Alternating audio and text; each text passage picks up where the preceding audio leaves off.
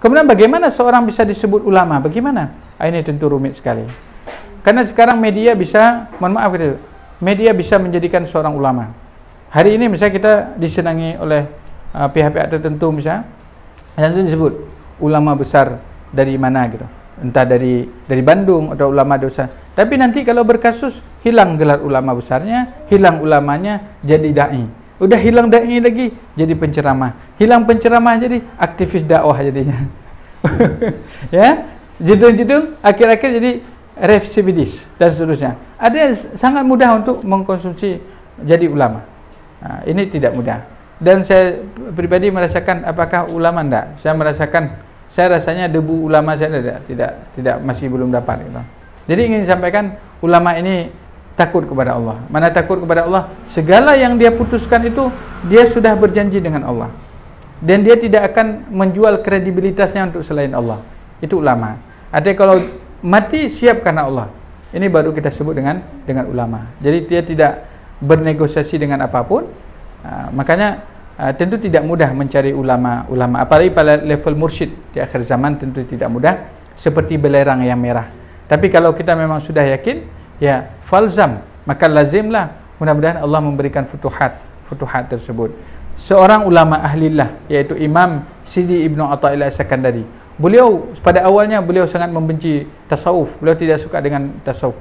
Tapi ketika berjumpa dengan gurunya namanya Imam Abdul Wahab Al-Mursi, diajarkan bagaimana syariat, bagaimana tarekat, bagaimana hakikat dan seterusnya.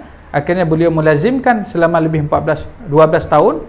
Akhirnya beliau menjadi seorang ulama dalam bidang syariat dan tarekat dan hakikat. Makanya untuk menjadi ulama ini tentu tidak mudah. Contoh misalnya kita sebut Hamka lah. Contoh langsung supaya tidak terlalu teorinya. Hamka muda, Hamka lahir 1908.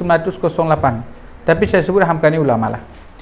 Jadi 1908, pada awal usia 18 tahun, 18 dan 20 tahun, Hamka sudah mulai menulis. Tapi beliau menulis roman, Tenggelamnya Kapal Penerbit, kemudian Di Bawah Lindungan Ka'bah, itu ketika beliau muda. Tapi beriring usianya sampai 30 tahun, beliau keluarkan ulam tentang tasawuf modern. Masih belum juga. Ketika usia beliau 40 tahun, 50, sampai pada akhirnya beliau baru menjawab tanya jawab soal keagamaan dalam usia beliau akhir.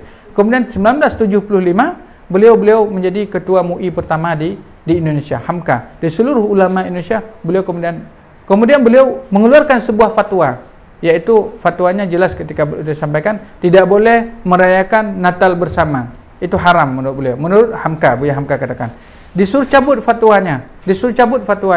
Kalau anda nak mau cabut fatwa, turun beliau dari jabatan sebagai ketua MUI. Beliau turun, tanda tangan pengunduran dirinya. Fatwanya utuh dan orang akan tetap memaknai bahwa apa yang beliau ambil keputusan itulah keputusan sebenarnya. Jadi pada dasarnya ulama itu mengayomi seperti istilahnya menjadi pengayom, menjadi pelindung. Kalau orang lain takut, dia tidak perlu takut, dia tetap berdiri tegak di garda terdepan gitu. Jadi inilah yang sebenarnya ulama yang khasyah billah, dengan tidak menafikan orang-orang yang lain. Saya tidak menyatakan simpulan Abu Fulan ulama, tapi kita tidak menafikan semua ulama, tapi tentu derajat ulama adalah beda-beda. Semakin takut kepada Allah, maka semakin seorang itu baru disebut dengan ulama. Wallahu a'lam, mungkin demikian ya. Agak susah saya sebutkan tentang ulama. Kenapa? Karena saya bukan ulama, saya masih penuntut ilmu. Mungkin secara sekelas demikian.